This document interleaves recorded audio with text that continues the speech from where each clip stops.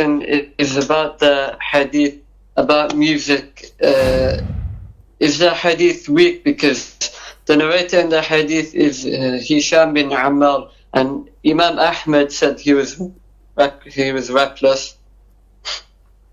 First of all, the hadith that mentions the prohibition of musical instruments is narrated by Imam al-Bukhari, Muhammad ibn Ismail, which to the vast majority of Muslims is the most authentic book or collection of a hadith after the Quran. And the hadith mentioned there was the Prophet saying, alayhi salatu wasalam, that there will be a group of my ummah that will come at the end of time who will make haram things lawful.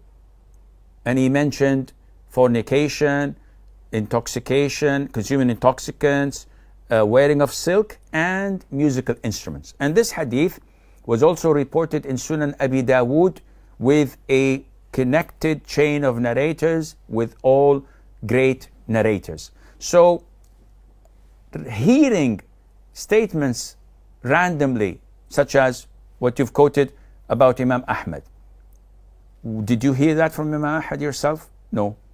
You've heard it from someone. Did you read it in the source itself?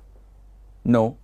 I read it in a book that was commenting on the prohibition of music and that music is not haram. So, as Muhammad ibn Sirin said, this knowledge is religion. So look who you take your religion from.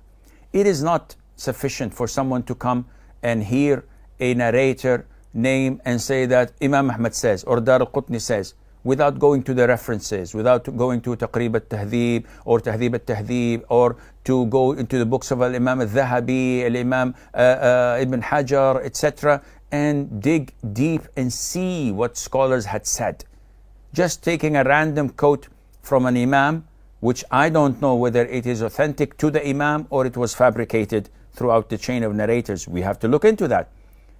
And neglecting the other great scholars and the ulama of al-Jarh al-Ta'dil who may have said many good things about him, this is not logical, and Allah knows best.